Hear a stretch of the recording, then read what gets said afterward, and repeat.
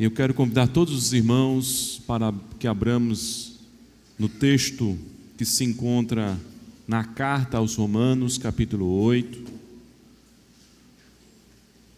Eu vou pedir que todos se assentem, se acomodem. As crianças também se assentem, se acomodem.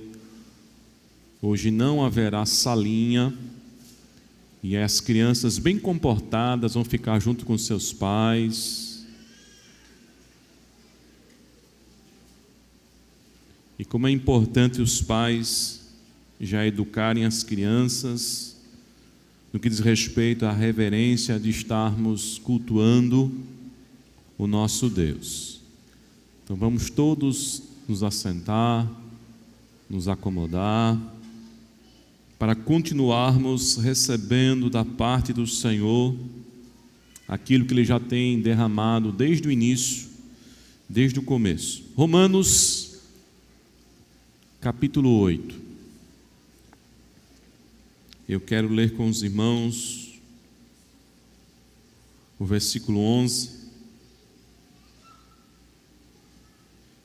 e refletirmos, irmãos, no contexto dessa afirmativa que o apóstolo Paulo faz no verso 11. E aquilo que nós estamos hoje celebrando, o que há de mais importante, irmãos, é o entendimento do significado da ressurreição de Cristo. Nós não podemos, irmãos, apenas sermos uma nação, um povo, cuja cultura tem lembranças dos aspectos cristãos. Nós precisamos entender o significado. Nós precisamos entender o verdadeiro significado da Páscoa, que é a morte, mas principalmente a ressurreição de Cristo. Amém? Romanos, capítulo 8, verso 11, os que encontraram digam amém.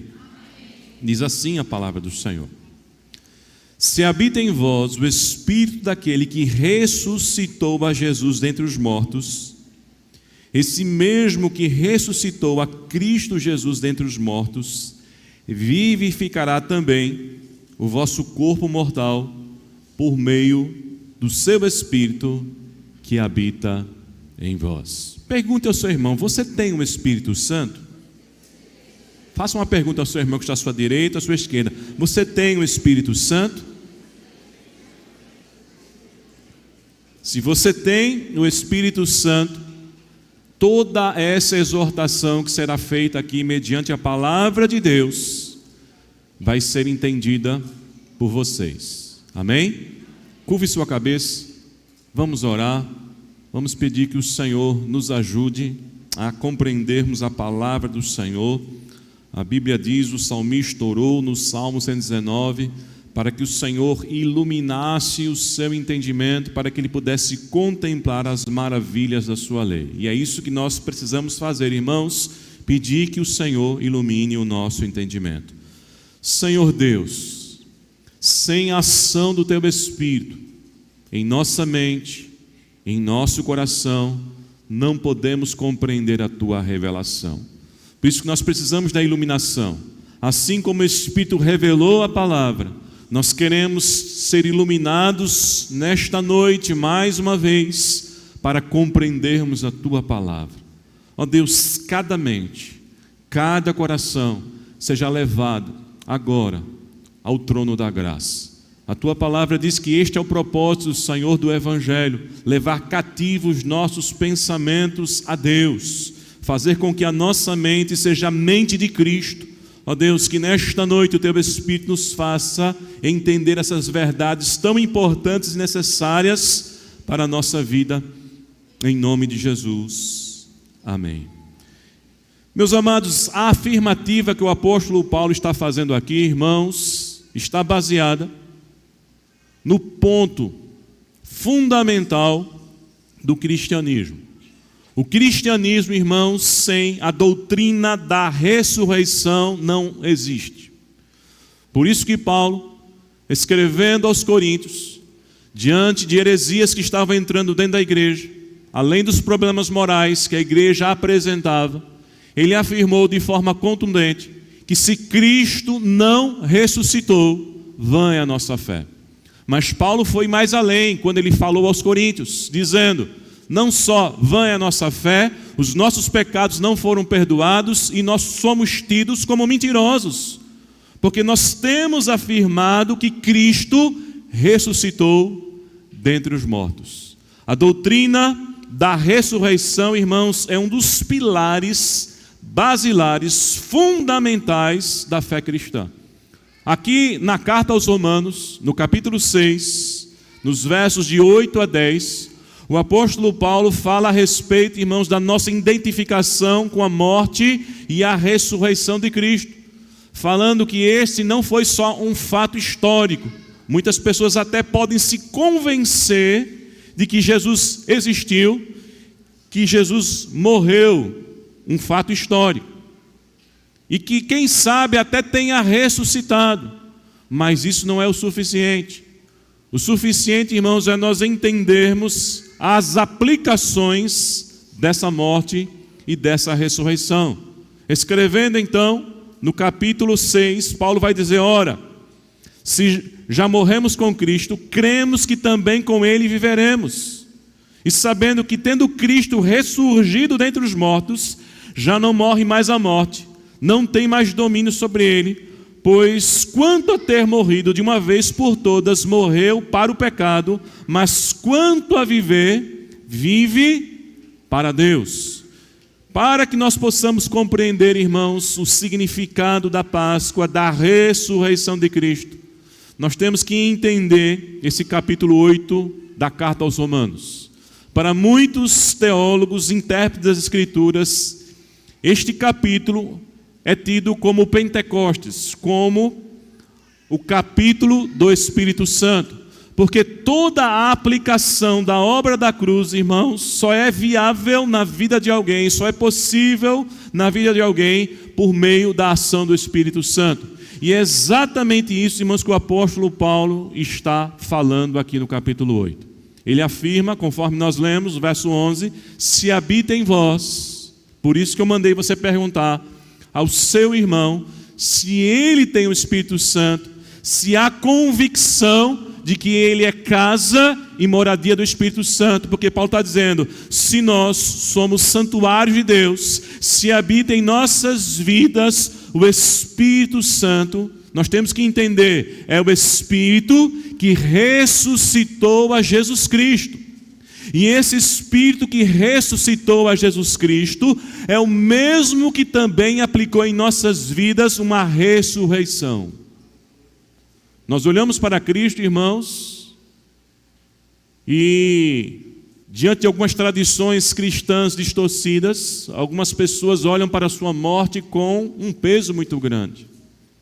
Até algumas representações daquilo que se diz ser cristianismo, mas não tem fundamentação bíblica, é de um Cristo na cruz, é de um Cristo morto, é de um Cristo em que quando nós olhamos para Ele, vem a compaixão no nosso coração, mas o olhar, irmãos, não é o nosso em relação a Cristo, mas é o olhar de Deus em relação a nós, porque a morte de Cristo estava dizendo da nossa morte. Quem de fato estava perdido, quem de fato estava condenado, quem de fato estava morto éramos nós. O apóstolo Paulo, escrevendo aos Efésios, vai dizer que Cristo, Ele nos deu vida, estando nós mortos em nossos delitos e em nossos o quê? Pecados. A tragédia, irmãos, não foi Cristo a cruz.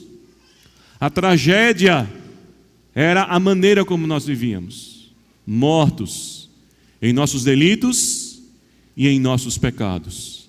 E agora o apóstolo Paulo está afirmando: se habita em vós o Espírito que ressuscitou Jesus Cristo dentre os mortos, esse mesmo Espírito que ressuscitou a Cristo entre os mortos, o que é que ele está fazendo? Ele está vivificando o nosso corpo, e aí entenda corpo na nossa condição humana decaída em pecado. Ele está nos ressuscitando dessa morte espiritual. E com base, queridos, nessa afirmação, eu quero falar a respeito dos efeitos da obra da cruz. Páscoa é o entendimento dos efeitos da obra da cruz do Calvário em nossas vidas. E aqui no contexto, irmãos, Paulo vai nos mostrar pelo menos 4 efeitos.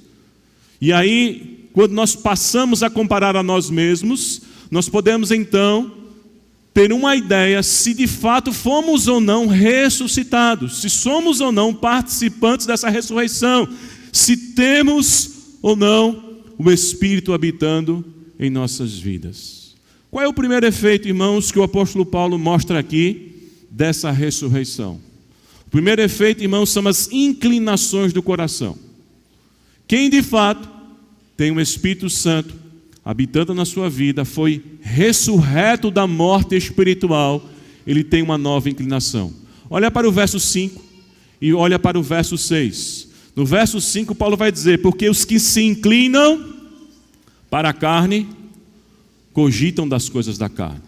Mas os que se inclinam para o Espírito, cogitam das coisas do Espírito. Paulo está falando, irmãos, sobre 2 maneiras de vivermos a vida, de acordo com inclinações do coração, de acordo com motivações que geram comportamentos.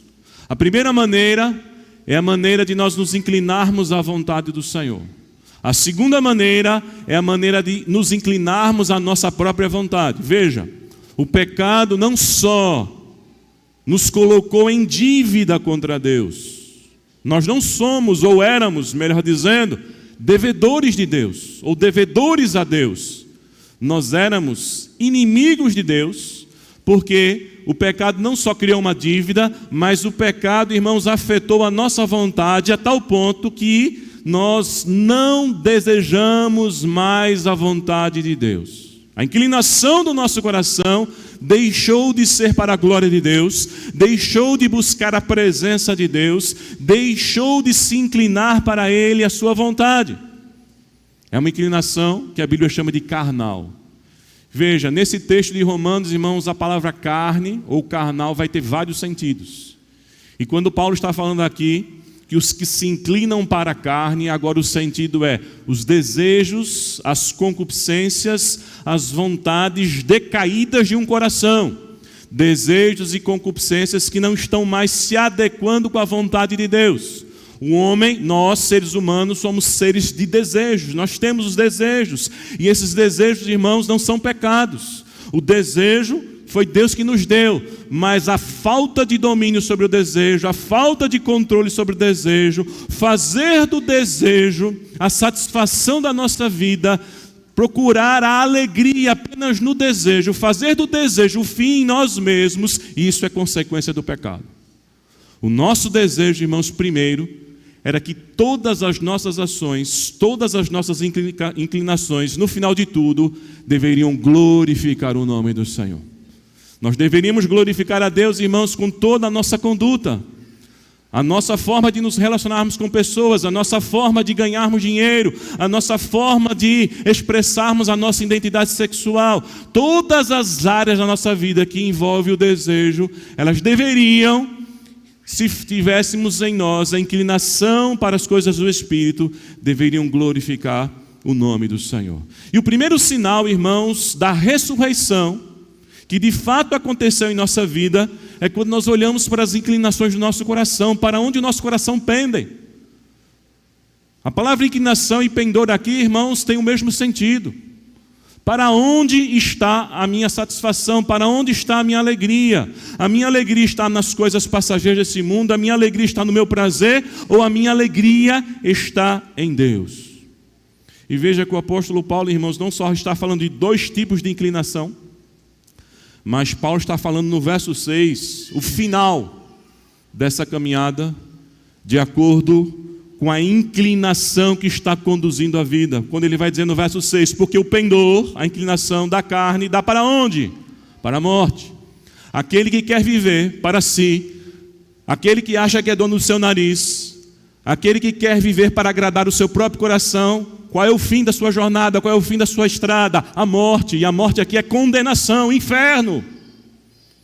Mas Paulo vai também dizer, mas os que se inclinam para o Espírito, para a vida, para a paz, para o gozo eterno, para a salvação que Deus manifestou às nossas vidas. A primeira coisa que eu tenho que entender como efeito da ressurreição de Cristo é a inclinação do meu coração. Se o meu coração não se inclina para Deus, eu preciso que Deus entre na minha vida, eu preciso ser regenerado, eu preciso me arrepender dos meus pecados e deixar Deus conduzir a minha vida e a minha jornada. Mas a segunda coisa, irmãos, que é efeito dessa ressurreição, é a verdadeira comunhão. Olha para o verso 7 e olha para o verso 8. Diante dessa caminhada, diante das inclinações, algo vai ser estabelecido. Não só a reta final, Paulo está dizendo, olha, se você anda segundo a carne, o final da sua jornada é a morte. Se você anda segundo o Espírito, o final da sua jornada é vida e paz. Mas Paulo vai dizer também o que vai acontecer agora no transcorrer dessa jornada. O que é que nós nos tornamos? Veja o que ele vai dizer, verso 7. Por isso, o pendor, a inclinação da carne, aqueles que querem viver conforme a sua vontade, eles se constituem em quê? Inimigos de Deus. Porque viver conforme o coração é viver em inimizade contra Deus. Não pense você que você vai viver a sua maneira e no final Deus vai te abraçar. Não, Deus vai te condenar. E Deus vai te condenar justamente. Porque Deus é amor, mas Deus também é o quê? Juízo. E assim como Ele ama o mais vil pecador, é capaz de transformar uma pessoa que na nossa mente é inimaginável que essa pessoa tenha condição de mudança. Ele também não tem nenhum constrangimento de lançar no inferno aqueles que não se arrependem dos seus pecados.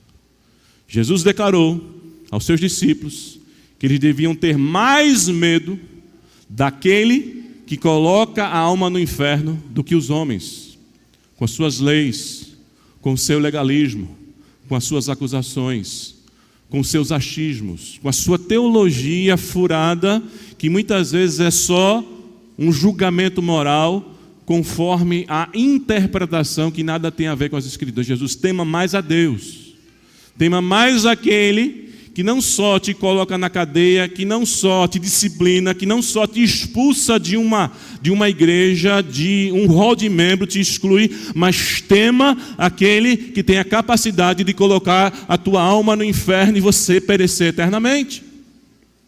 A ressurreição de Cristo significa, meus amados irmãos, que diante da nova inclinação, nós passamos a ter verdadeira comunhão com Deus, porque Paulo vai dizer no verso 8, portanto, os que estão na carne não podem o quê? Agradar a Deus. Quem está na carne fazendo agora os desejos do seu coração, fazendo a sua própria vontade, e aqui o contexto não só, irmãos, para quem está pecando, mas para quem também está envolvido com religiosidade, se orgulhando da sua religiosidade, achando que a sua vida piedosa pelo próprio esforço está fazendo com que ele tenha méritos diante de Deus. Aqui Paulo está novamente falando, irmãos, do erro dos gentios e dos judeus, que sem a graça de Deus, sem confiar na misericórdia do Senhor, sem se apropriarem da ação do Espírito Santo, ambos estão perdidos diante do Senhor.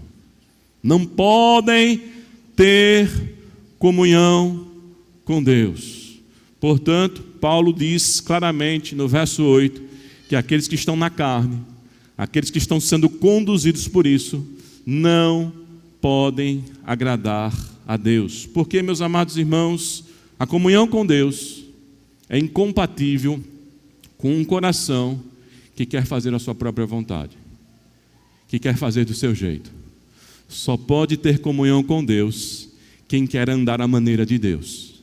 Só pode ter comunhão com Deus quem se sujeita à lei de Deus. Só pode ter comunhão com Deus quem anda na presença do Senhor. A Bíblia diz que Enoque andou com Deus e Deus o tomou para si, porque ele andou com Deus, ele andou na presença de Deus, ele andou conforme os mandamentos de Deus, e não conforme o que a cultura está dizendo, e não conforme o que é mais fácil, e não conforme a conveniência, e não conforme aquilo que dá mais prazer, e não conforme aquilo que parece que a maioria está fazendo. Não, é andar conforme a vontade de Deus, conforme a vontade celestial. Mas em terceiro lugar, irmãos, Paulo aqui fala que um outro efeito da ressurreição é a garantia, é o selo. Salvação, irmãos, é algo garantido. Veja como Paulo vai se expressar à igreja de Roma a partir do verso 9 até o verso 11. Paulo não vai trazer dúvidas. Paulo vai fazer uma separação, irmãos, que é ou vocês são ou vocês não são. Veja o que ele vai dizer: vós, porém, não estáis na carne, mas aonde? No Espírito. Paulo está dizendo, as inclinações de vocês é segundo o Espírito. Se de fato, por isso que eu perguntei no início, pergunte ao seu irmão, se o Espírito Santo está na vida dele, vai dizer, se de fato o Espírito habita o quê? Em vós. Não é, irmãos, uma igreja que julga quem é de Deus, quem não é. Não é um líder religioso que julga quem é de Deus, quem não é. É a própria palavra. É a Bíblia que nos apresenta quais são as evidências de quem pertence a Deus e de quem não pertence a Deus. Não é quem se tornou membro ou deixou de se tornar membro, mas é aquele cujo Espírito Santo habita na sua vida. É aquele que foi ressurreto da morte espiritual. É aquele que está a cada dia vencendo, porque o Espírito Santo está dando força, os seus pecados, a influência desse mundo, a ação das trevas, porque a Bíblia diz que aquele que está em Cristo, ele tem algo nele, algo que é maior do que aquilo que está no mundo. Aquilo que opera em nós, a força e o poder de Deus na nossa vida, é maior que toda e qualquer força contrária. É maior que a força interna do nosso pecado que está sendo restaurada a cada dia, e é maior do que os inimigos externos que se levantam contra nós, porque é o poder do Espírito Santo sobre a nossa vida. Paulo vai dizer, vós, porém, não estáis na carne, mas no Espírito, se de fato o Espírito de Deus habita em vós. E se alguém não tem o Espírito de Cristo, esse tal não é o quê? Paulo está dizendo quem é e quem não é. Não se trata de maniqueísmo, mas se trata de duas verdades claras. Se trata do diagnóstico que nós devemos fazer, irmãos, na nossa caminhada. Temos o Espírito Santo de Deus, então observemos como é a inclinação do nosso coração. Não temos o Espírito Santo de Deus, obviamente que não temos alegria, não temos prazer, não temos nenhum interesse nas coisas de Deus. Podemos até desenvolver um senso religioso, mas as coisas espirituais nada tem a ver com aquele que não nasceu de novo. Verso 10, Paulo vai dizer, se porém Cristo está em vós, o corpo na verdade está morto por causa do pecado, mas o Espírito é vida por causa da justiça. E aí vem a afirmativa que ele fez no verso 11, se habita em vós o Espírito daquele que ressuscitou a Jesus Cristo dentre os mortos, esse mesmo Espírito que ressuscitou a Jesus Cristo dentre os mortos, vivificará também o vosso corpo mortal, por meio do Espírito que habita em vós. O Espírito veio para ser permanente, para residir permanente na nossa vida, meus amados irmãos, e Ele é a marca principal da ressurreição de Deus em nossa vida. Mas em quarto e último lugar, o texto também nos mostra, irmãos, que a evidência desse efeito da ressurreição da nossa vida é a nossa convicção sobre a filiação celestial. Quem é de Deus? Pelo Espírito Santo, ele tem uma certeza no seu coração que ele não sabe explicar, mas ele tem uma certeza que ele pertence a Deus, que ele é filho de Deus.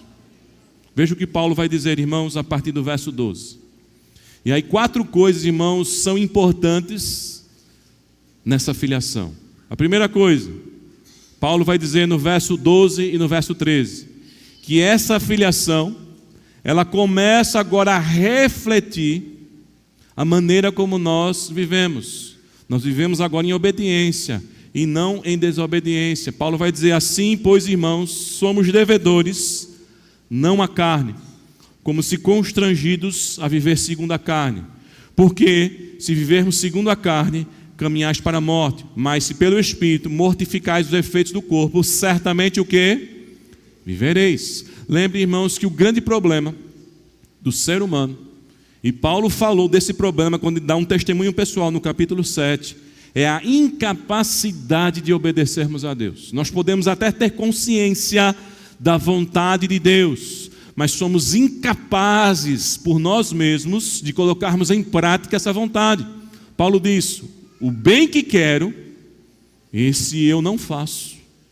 Paulo tem consciência dentro de toda a religiosidade que ele construiu. E veja, irmãos, Paulo, como fariseu, que era o segmento mais legalista, mais conservador do judaísmo, e o judaísmo, irmãos, dentre todas as religiões da terra, foi a que mais recebeu a iluminação a respeito de Deus. Então, dentro do intelecto, dentro do entendimento, Paulo disse: eu sei qual é a vontade de Deus, eu sei o que eu tenho que fazer, mas eu não consigo fazer. O grande problema, irmãos, do religioso é que ele sabe o que tem que fazer, mas se engana achando que consegue fazer. Sabe o que o Evangelho faz primeiramente com a gente, irmãos? Mostra um fato impossível de ser colocado em prática. Por isso que a primeira coisa que o Evangelho faz é nos humilhar. Quando Deus, irmãos, diz não matarás, Ele não está colocando apenas uma regra. Ele está dizendo para a gente que nós matamos. Senão não haveria necessidade de dizer não matarás. Seria incoerente. Por que Deus está dizendo isso se ninguém mata? Mas sabe por que Deus disse não matarás? Porque nós matamos. Porque na raiva, porque no ódio, a gente não se controla. Que se não for a graça e a misericórdia do Senhor, a gente quer resolver as coisas na mão. E aí Deus diz, não matarás. E quando Deus está dizendo isso, está dizendo, sabe o que vocês são? Pecadores, homicidas. Quando Deus diz, não adulterarás, é a mesma coisa.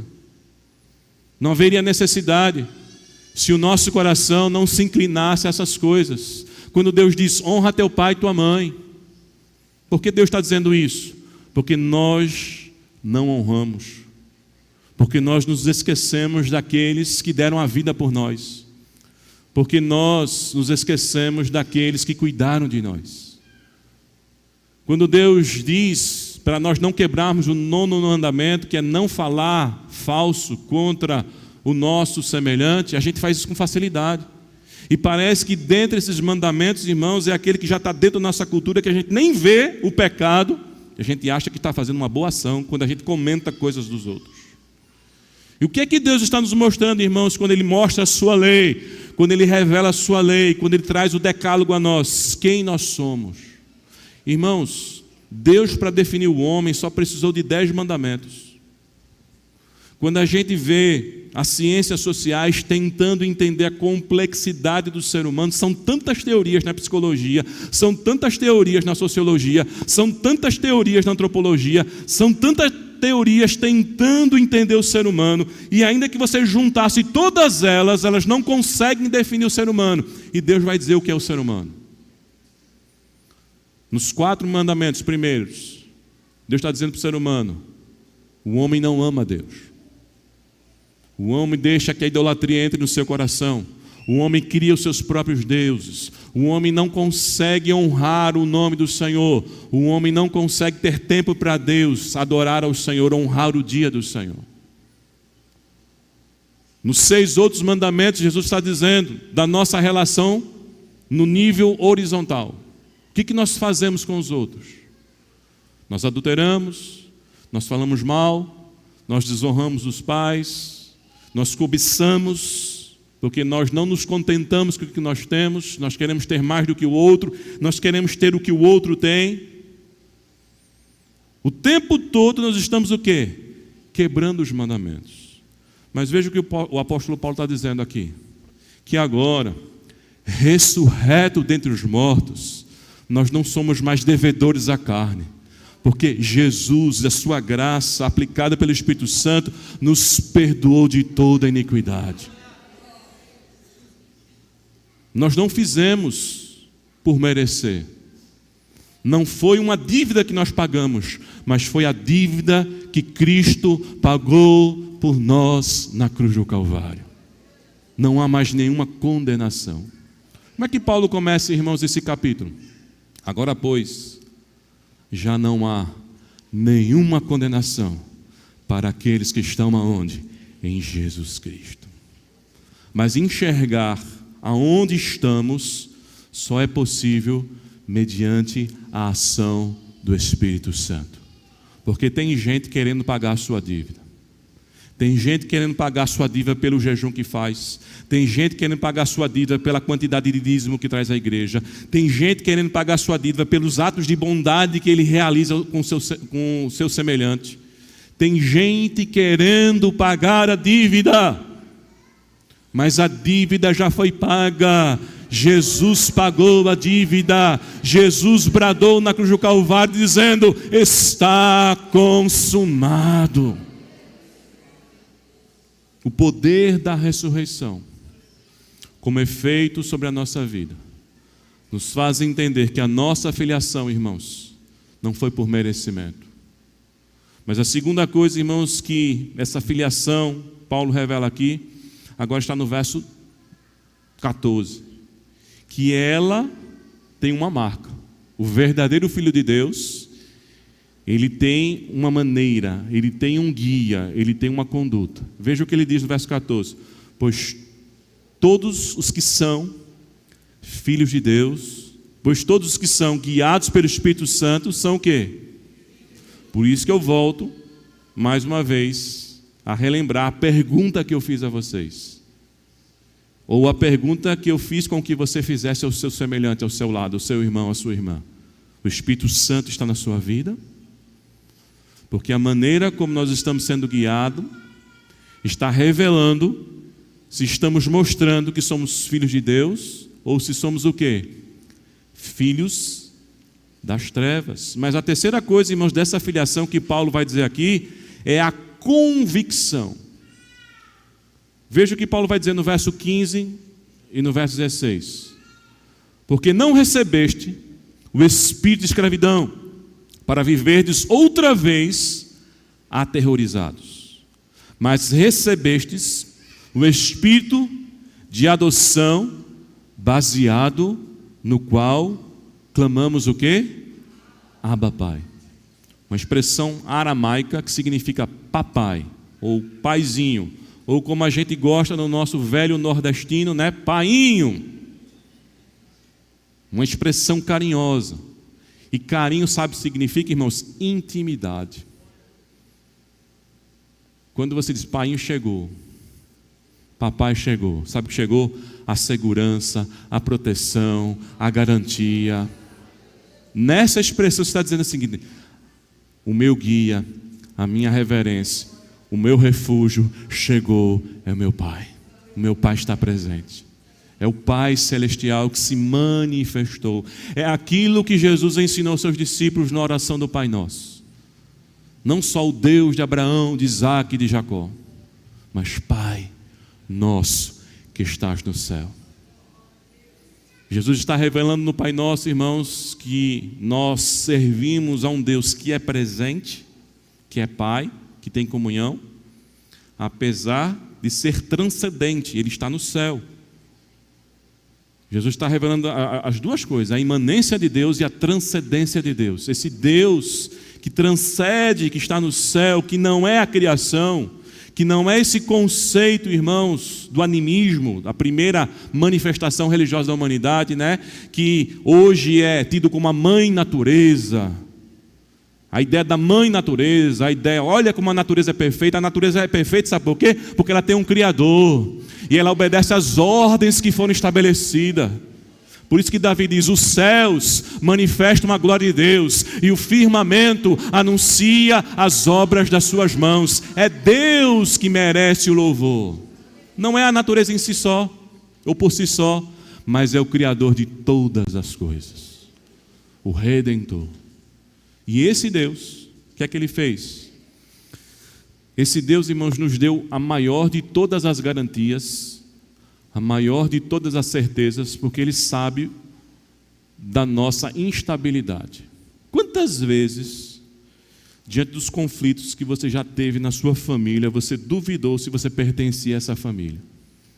Será que eu sou desta família? Será que eu pertenço a essa família? Não tenho voz? Ninguém olha para mim? Quantas vezes você desejou não ter nascido nessa família?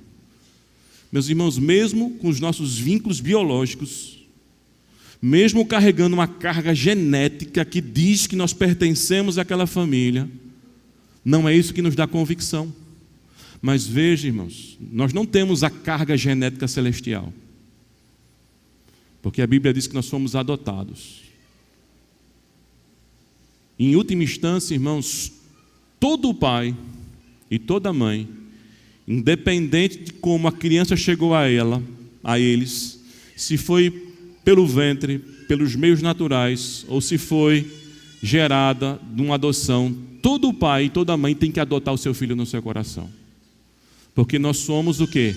Adotados. A Bíblia diz que Deus não nos deu um espírito de escravidão, mas o espírito de quê? De adoção. O espírito de adoção, irmãos, é a ação do Espírito Santo em nossa vida, em que nas maiores crises que a gente possa passar, nas maiores dificuldades que nós possamos passar, nos momentos em que a gente se sente sozinho, parece que ninguém está do nosso lado, e talvez até isso seja uma realidade, todos nos abandonaram, ou tenham nos abandonado, existe uma certeza: Deus está presente na nossa vida, Deus está sustentando a nossa vida. Jesus foi abandonado. Cumpriu-se a profecia que dizia: ferirei o pastor e as ovelhas serão dispersas. Judas jurou uma fidelidade da qual ele não podia colocar em prática. Senhor, não diga isso. Podem todos te abandonar, mas eu jamais vou te negar, eu jamais vou te abandonar. Jesus estava falando do cumprimento da profecia, que o pastor ia ser ferido, o pastor ia ficar sozinho. Mas Jesus disse: mas o Pai está comigo. No texto, Jesus: mas o Pai está comigo. A convicção que eu não estou abandonado pelo meu Pai é que sustenta a minha vida. E essa mesma convicção que havia no coração de Jesus Cristo, o Espírito Santo gera no nosso coração. Nós somos filhos de Deus. Nós não estamos abandonados. Nós não estamos desamparados. Essa é uma das evidências mais fortes da ressurreição. A gente fica triste, a gente passa por momentos difíceis, irmãos. Mas veja o que Davi falou: ainda que eu passe pelo vale da sombra da morte, não temerei mal algum. Por quê? O pastor está conosco. Aquilo que ele declarou: o Senhor é o meu pastor, de nada eu tenho falta, estou totalmente suprido com o meu pastor. E esse pastor que completa a minha vida, quando eu passo pelo vale da sombra da morte, ele vem ao meu coração, ele tira os temores da minha vida, ele tira as incertezas dessa caminhada, porque ele está comigo, e a tua vara e o teu cajado me consolam. Veja o que Paulo diz aqui no verso 16: o próprio Espírito testifica com o nosso Espírito que somos filhos de Deus. Sabe quem está testemunhando e testificando? O Espírito Santo de Deus. Não é nenhum documento produzido por homens. A igreja, na sua história, produziu documentos diante das indulgências em que as pessoas compravam e, tendo o selo papal, elas diziam: estou salvo. Mas sabe quem selou o nosso coração e nos deu certeza de salvação? O Espírito que testifica com o nosso Espírito que nós somos filhos de Deus. É o Espírito Santo. É o próprio Deus, todos os dias, dizendo ao nosso coração: você é meu filho, você é meu filho, você é minha filha, você é propriedade minha, o meu sangue te comprou, a minha mão está sobre a sua vida, te guardando. Mas em quarto lugar, irmãos, nessa filiação, não só temos as inclinações do nosso coração mudado, uma conduta que está nos levando a um fim abençoado. Nessa conduta, a companhia, a certeza de Deus, porque nós somos verdadeiramente amigos dele, filhos dele. Mas Paulo ainda vai dizer que nós recebemos a herança. No verso 17, Paulo encerra dizendo: ora, se somos filhos, Paulo faz um silogismo. Ora, se somos filhos, somos também o quê? Herdeiros. E herdeiros de Deus e co-herdeiros com quem? Com Cristo. Se com Ele sofremos, também com Ele seremos glorificados. Aqui Paulo está dizendo o seguinte: não há separação naquilo que pertence a Jesus e naquilo que pertence à igreja. O que pertence a Jesus, conquistado pelos méritos de Cristo, pertence à igreja. Assim como Cristo está nas regiões celestiais, Paulo vai dizer, a igreja está nas regiões celestiais. Ele nos deu vida para isso. Ele nos ressuscitou para isso. Ele nos predestinou para isto, para estarmos com Ele assentado nas regiões celestiais. Meus irmãos, fazer a vontade de Deus, ter comunhão com Deus, ser de fato propriedade de Deus, ter a certeza da filiação celestial, é uma obra do Espírito Santo em nossas vidas. São os efeitos que o Espírito Santo aplica da obra da cruz em nossas vidas. O apóstolo João, no seu Evangelho, no capítulo 1, do verso 11 ao verso 13, narrando então a obra de Jesus, ele declarou: veio para o seu, mas os seus não receberam. Ele veio como cumprimento da promessa para os filhos de Abraão segundo a carne, mas os filhos de Abraão segundo a carne não o quiseram receber. Mas o que acontece? Mas a todos quantos o receberam, deu-lhes o poder de serem feitos o quê? Filhos de Deus. E aí Paulo vai nos mostrar, irmãos, uma revelação que os judeus não entenderam, que inclusive se escandalizaram com isso. E inclusive até os apóstolos, criados nas tradições judaicas, como o próprio Pedro, tinha dificuldade de lidar com isso.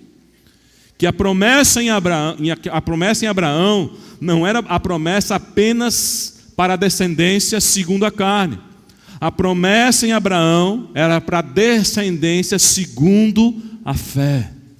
E Paulo é claro, irmãos, ao afirmar isso em Gálatas, quando ele fala a respeito, irmãos, de que não é pela obra da lei, não é segundo os costumes religiosos das heranças judaicas, mas é pela fé em Cristo Jesus, porque em Jesus já não há judeu nem grego, homem, mulher, escravo ou livre, todos são um em Cristo Jesus. Porque Cristo, Paulo diz, escrevendo aos Gálatas, nos resgatou da maldição da lei, fazendo-se Ele mesmo maldição em nosso lugar.